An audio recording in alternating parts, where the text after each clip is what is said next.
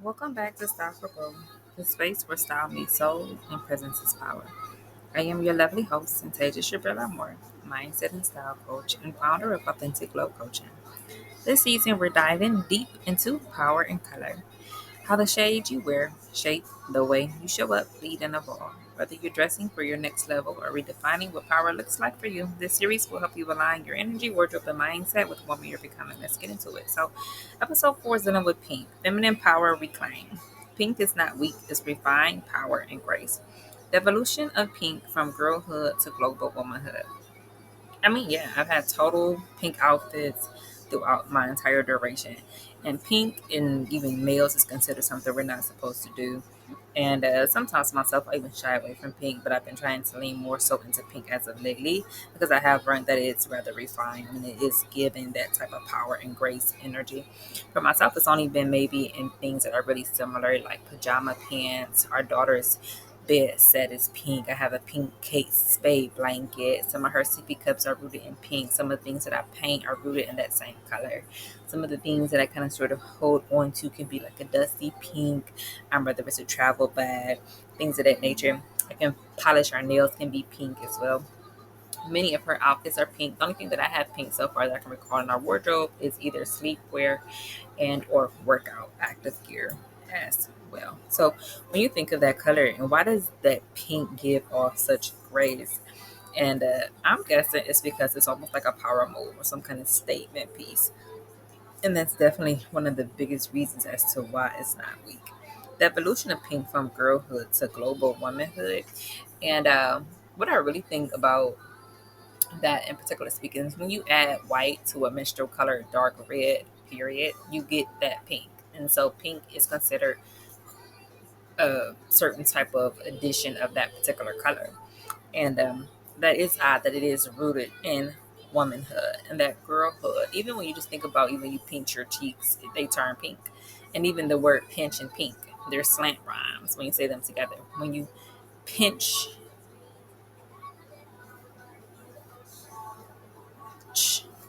pink cheeks, it gives off energy, grace, womanhood, girls, playing, laughter, dyes. I see the young lady on the bubble guppies. Her hair is pink. She likes it pink and bright. If I'm doing my daughter's hair, which I'll probably be doing this evening a little bit later on, some of the things that I use, the type of conditioners are pink. When I want to do certain energy, I take a certain marker and its color is pink.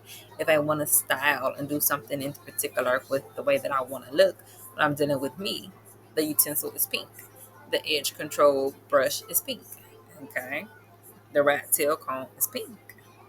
So you really just don't want to shy away from that. Even in makeup, lipsticks. I went to a CVS for a haul and did a pink one. It was completely damaged. I couldn't even get it. Someone hated it so bad they didn't even want me to have it. So I had to settle for a different color.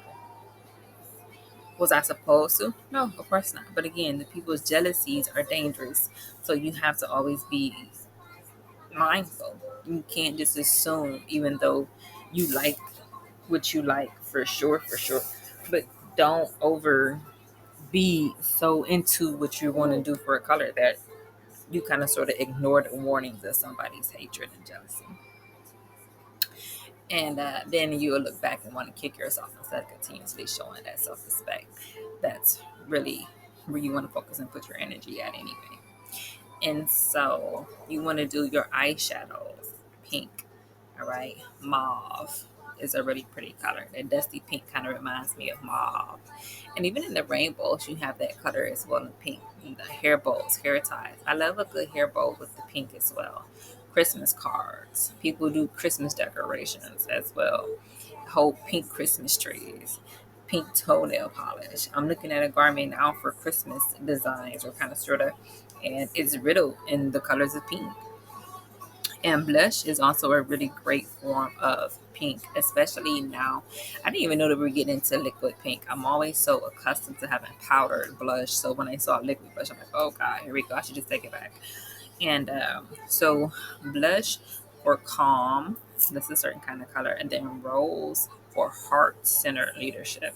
For sure, for sure. Because leadership can be rooted in kind of sort of jealousies or petty thoughts. Je- Jealousy when you're a leader is really sad to express because it's going to affect your coworkers. It's going to affect your people who you're supposed to lead and look up to. They're supposed to be able to do those things. And whenever there's a disconnect and someone is feeling as though they are not and that they are not leading, so therefore they can't really experience and get that experience of feeling as though somebody is sincerely able to look up to them. So you want to be more mindful than not because, again, rose, and I even like, so my witches out there, y'all know that the rose quartz is a really biggie in romance and in love when you're doing your rituals at your altar. Much like myself, when I'm at my altar and I'm doing my rituals and things like that, I'll make me a good spell, I'll make me a good potion, I'll drink it, and next thing I knew, I attracted my lover. My lover came into my life, and they sent a DM. They sent a direct message on Facebook, and I had did my potion and had started to buy the lingerie and started to really try to take care of myself. I started to manifest the Bria what mommy wanted to see for her daughter, and I took those things rather quite seriously. Okay, so yeah. And so when I had my baby, she had some pink little trousers on down her little bottom over here. She's got a good little tie dye as well. So she's definitely a pink girl. I was watching the other show the other day I love with Couples Retreat, and the young lady, when you first come in, the couples are all split, but she's a really young girl, Trudy. And her piece that she has on the side and her weave is pink as well. Even Nicki Minaj and Gucci Mane's 5 star, the piece underneath Nicki Minaj's black lace front or weave or hairstyle or whatever is also that color as well as pink. And even Beyonce's check on it is really centered in pink. Ooh, boy, you're looking like you like what you see. Ooh, boy, check up on it. Watch me while I work up on it. Check on me tonight. Whatever, you know what I mean? The whole background is that Pink Panther. And Pink Panther is odd because normally all of the Panthers are black, which is the African American movement. And of course, inside we all bleed pink. So, wearing pink as a conscious act of feminine ownership, for sure. I mean, okay. So myself, right, my cousin Shantia, she was dressed for an event, I guess, to go out to work or something like that, some kind of work event. And I thought, I'm sorry, this dress is nice or whatever else, but why can't it not be in pink? Like I hated the color. I don't know if it came in pink. I don't know if she maybe just could have dyed it and kind of sort of had it in pink. And kind of sort of maybe had it altered somewhat for like taking up the hem or creating some kind of slit or something just to give it an extra pop. You know what I mean? Just make it so that nobody else is wearing like you haven't seen this yet before. So that was something that I really have wanted to have seen a little bit more. And then maybe even just like something gold, like some gold shoes, something like that was just really pretty. You know what I mean? Because she's a beautiful, stunning girl. So that was one of the sentiments where you can really feel ownership by wearing pink as a conscious act of your femininity. Because how many times are you going to be in that space? How many times are you going to give somebody that room to express themselves and be themselves and come across as authentically trying in this world of ours? I mean, the world is already so crazy. It's already so riddled in drama and he says, she said, and people who don't understand that, yeah, this life is meant for the oldest to be spoken to, not the youngest to get spoken to by the oldest. Like, we're so warped in our thinking, and the Bible says this so well. It says all the time that people believe that good is bad and that bad is good, and neither is correct. Good is good and bad is considered a derogatory choice. You know what I mean? It's really just that simple. But as they say, it's so simple that most just simply will not do it. They will not behave this way. They will not cooperate. And that's very sad because even in Napoleon Hill book, some of the great friends and the masters, they will say impatience, which is that this is correlated to that, is a negative attitude because we won't allow nature to run its course. And how are you going to be and outwit nature? It's nature. We're a part of nature. We're one. If we're one and the same, what is the purpose? And the authentic answer is that there isn't one. There is none. Where are you going to find it at? You can't even look within yourself and cooperate with what you see outwardly. Let alone take the time out and carry that thought out into fruition and completion, and let alone manifest that. And personally speaking, that's where me, myself, I find that as some type of weakness. And weakness cannot exist here in a power evolving universe. I said this repeatedly over and over again. So you'll always hear that on our channel. So please like and subscribe. I thank y'all so much for doing that. And ownership is definitely always where it's at over anything else. I love a good employee. I love a good RRA. I love a good PATT, paid time off. That my ladies, y'all work, y'all know that's PTO. And I love that type of salary in that bank and things like that. But I do not care for, like, this is where some of these issues become so cool that they also start to be a little bit more aware of that type of idea where it has to be more than that now at this point too, because some people are really not grateful for what they have, even when it comes to dealing with things like a PTO. Even paid maternity leave is so rare to find nowadays that it's almost like, well, okay, what's the point of even becoming pregnant? So now I'm not even allowed to have a kid. I'm not allowed to have anything that I want in so many words. That's basically what's being spoken over my own life, over my own will. And sometimes I have really come to the point where Abel killed Cain or Cain killed Abel. Whatever one and did whatever the act was, because they were so rooted in jealousy. And so when you think about even what an act is just what you. So I made a book report about that thought process. Having the decision to carry out actions based in jealousy is really where this is tied into. Because as soon as you make that thought and have a desire to act on it and make the choice to do so, it's a crucial timing. And something about that people want you to make that choice that's derogatory really breaks my heart. And the fact that people will succumb to it so much so to prove them right breaks it even further. And the simple fact that this is something that people feel like they can get paid off of is so sad. The simple fact that we are so desperate to find a way to create and have a career field that's based off money making is extremely sad, that we'll do so at the extent of others and their happiness and the things that they want, as though they never even existed, as though they're nothing. And that is completely rooted in negative and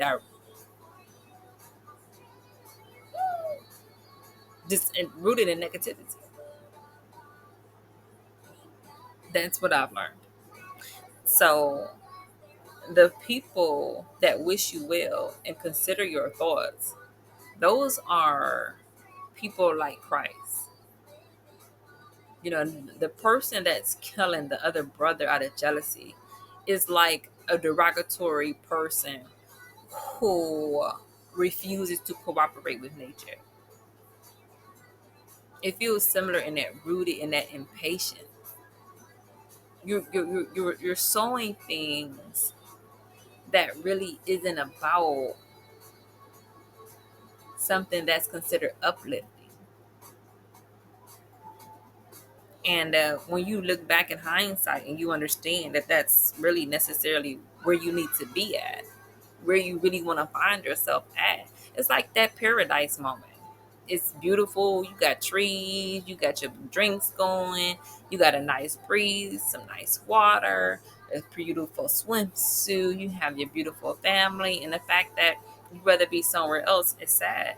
The fact that people don't even want you to create a family or take it and so for granted to the point where you don't even need paid maternity leave. What the riches is really punctified. And that's really necessarily a conscious choice and decision. I guess people are okay with being punks and their thought processes and things like that, and that's why they choose to act the way that they do. I mean, but That's really a sad way to live your life as a leader. How softness can be a high value brand aesthetic. Oh, for sure. Because when you think about high value, people ain't gonna take the time out to be soft. What are they going to take time out to do? They're going to take the time out to harden themselves, harden their lives, become butches, be so wrapped in an uncooperative spirit that they're not going to have time for anything else. So you really got to understand that softness can really place you in high value and really make you a sought after person, much so over other people who behave the other way. And that's just my own little mini takeaway. So show up in pink to challenge the narrative that feminine equals fragile. Because we all know you a strong, tough little cookie. Okay. All right. Well, anyway, thanks for tuning in to Style for Growth. If this episode helped you glow a little brighter, share it with a woman who's rising too. And if you're ready for personal coaching, style clarity, or mindset support, you can find me on Instagram at Antasia Shabria or visit my website at www.payhip.com/authentic glow coaching. Until next time, stay grounded, stay glowing, and stay becoming ladies.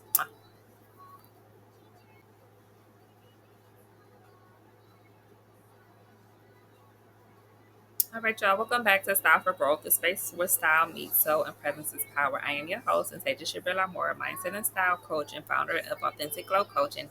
This season, we're diving deep into power and color, how the shades you wear shape the way you show up, Suzanne, lead, and evolve. Whether you're dressing for your next level or redefining what power looks like for you, Maria, this series will help you align your energy, wardrobe, and mindset with the woman you're becoming, Sarah. Let's get into it. All right, so episode 5, green. Okay, growth, wealth, and alignment. Time is money. Okay, money is green. Growth like a plant is green. Got that green thumb. Okay, your alignment when all things is a go. You was in green, using the green. Okay, that's a positive upward trend. And so theme that we want to focus on is going to be wearing green to manifest with alignment. Yes, so in witchcraft for sure we post, and I'm not even sure what I did with this piece, and I'm sure that somebody probably went ahead and did something with it, but they wanted you to have certain ritual that has a certain color, and it's based around this episode 5 for green in order to use it to attract what you wanted. And that's definitely what you want to focus on, because wearing green to manifest wealth and alignment is definitely where it's at. And that's exactly how and why. So, what we're going to get into is green and energy work for sure, because energy is definitely from the earth. It's very grounded, it's very rooted in the grass. And what is taking place out of the grass is the darker colors. So, renewal, self trust, and receiving. Because in order to have a monetary reimbursement or compensatory type of idea vibe, you need to make sure that you do receive it. That means that you actually are practicing that attitude. So when it comes, you're very receptive.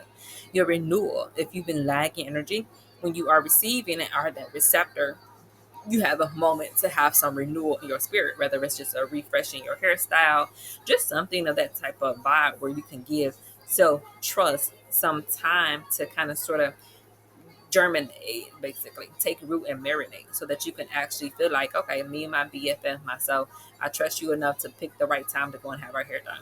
Period. It's really simple. The simple things in life are really where it's at.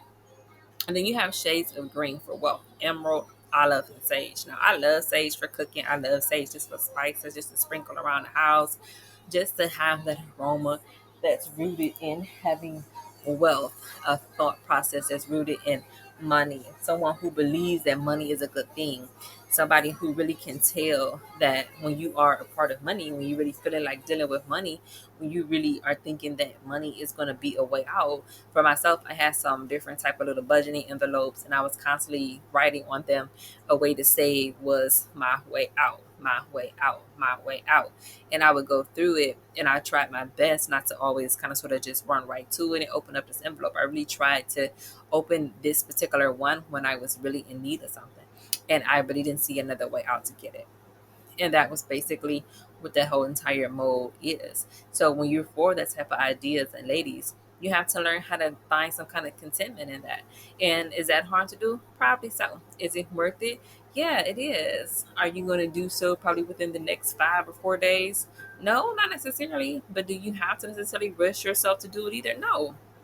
So if you need to find that time to take those thoughts out to yourself and figure out where you want to go, you can do those things. It's really about having that moment where you can really give what you're looking for, whether it is emerald. Maybe it is olive. We have some pantry stocks, and you can go to the grocery stores and find olive. You can find sage. Emerald is a certain type of cut for a wedding band. If you're a young lady and you're looking to figure out what your next hubby is going to do, present them with an emerald cut diamond and say, "This is necessarily what I imagine." I hope that this resonates well with you. I hope that this resonates well with the future me who's going to place this rock on my finger. I hope that this resonates well with that type of person who's going to present me with this particular type of ring that's cut in the emerald type of considered shape for what it is that I've envisioned for the woman that I am becoming. And Suzanne, you really get this.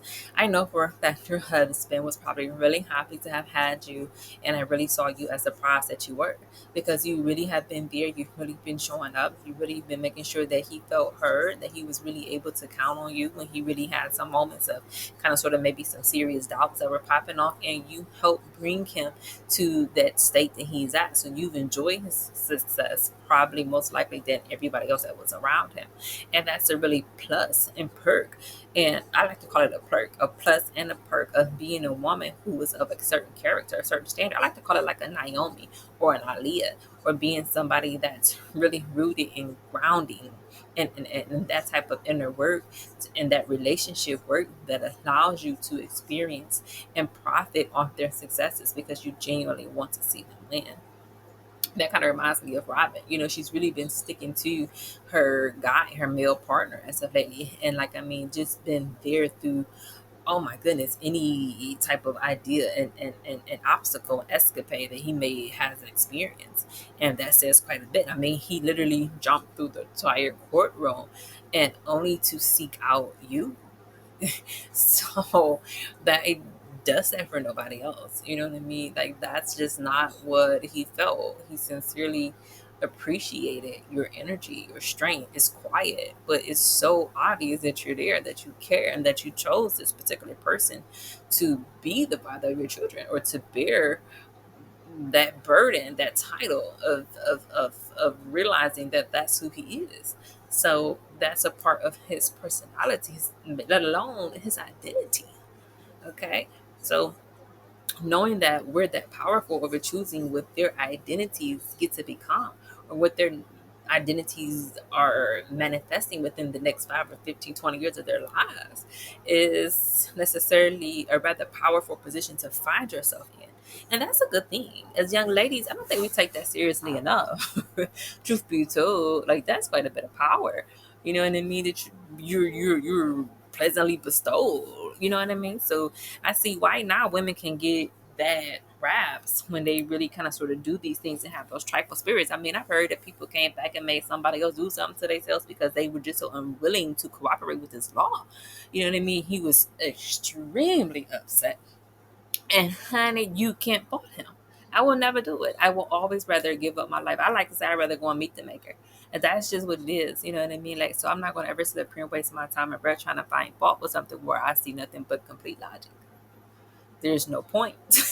It's a waste of my time, breath, and energy.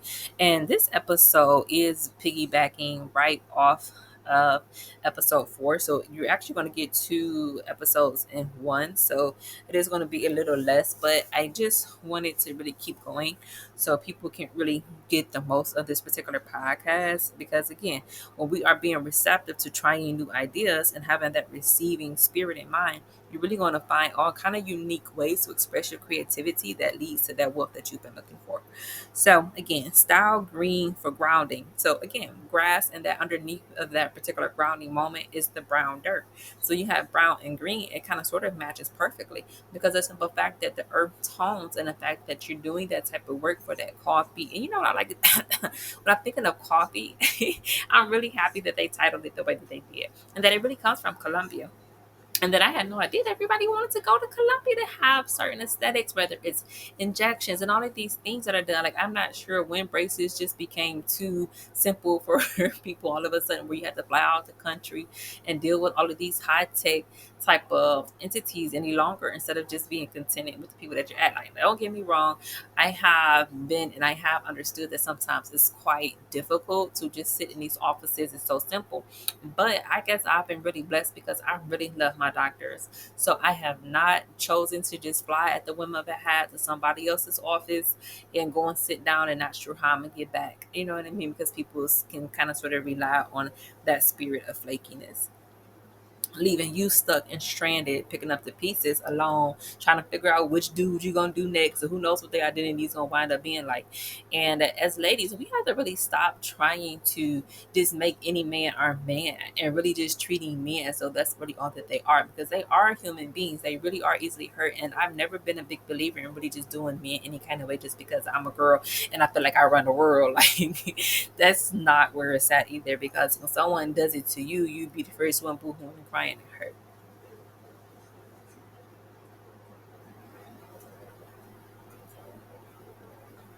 So you always really want to be really mindful.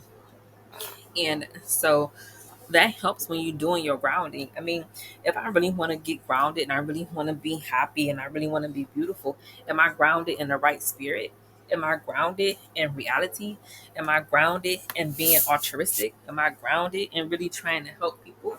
Am I really grounded in my belief? Is my belief really solid enough in order to ground myself in a space that I see my future highest self emulating? Am I grounded enough to really pick up the pieces when somebody else walks out? Am I grounded enough to really let what's said roll right off my shoulders, even if it's derogatory? Am I grounded enough to really show up, even if somebody that I fear is there is continuously going to put me down? Am I grounded enough?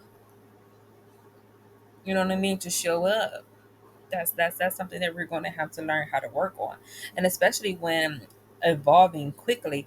I love to move fast. Y'all know I'm like, oh my god, I hate going slow. My mother, our brand spaces owner's mom, is such a stickler for that.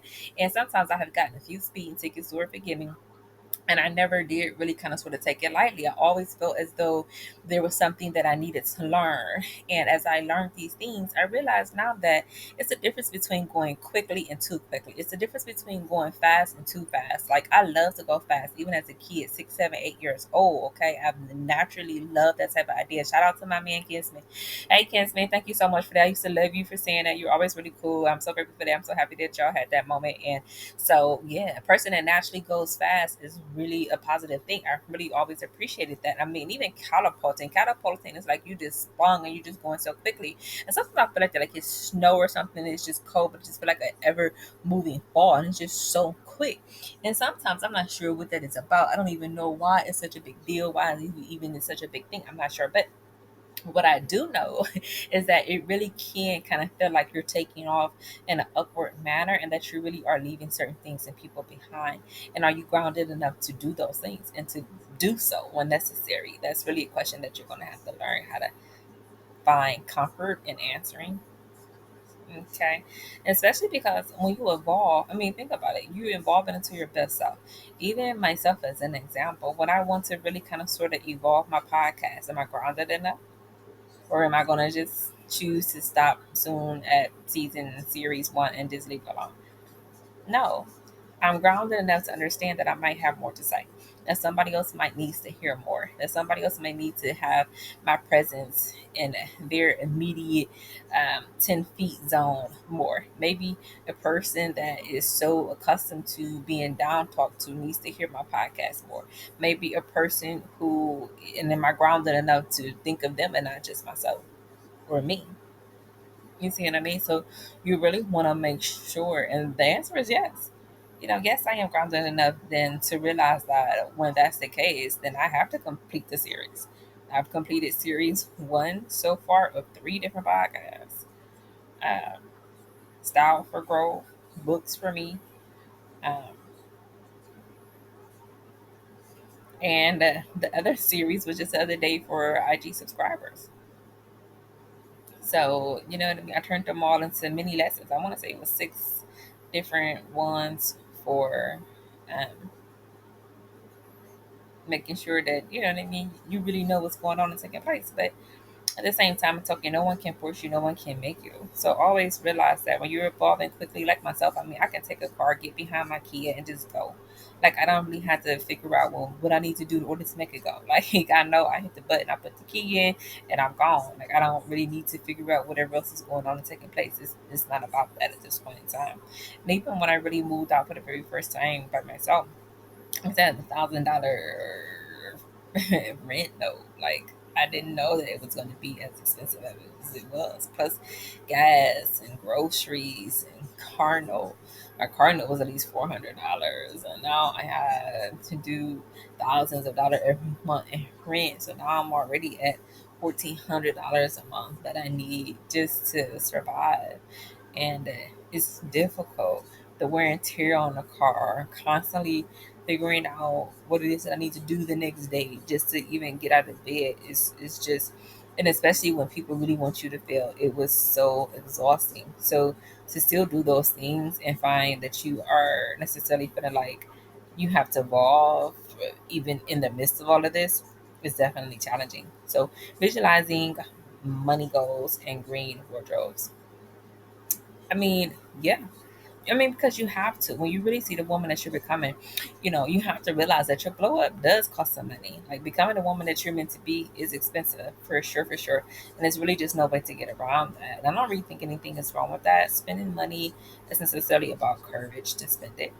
And so I want y'all to have as a mini takeaway is to wear green to a meeting about money and step into your worth.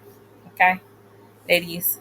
So step in, step high, step in your heels, step however you want to step. Just continuously make sure that you do those things though. So thanks for tuning in to Style for Growth. If this episode helped you glow a little brighter, share it with a woman who's rising too.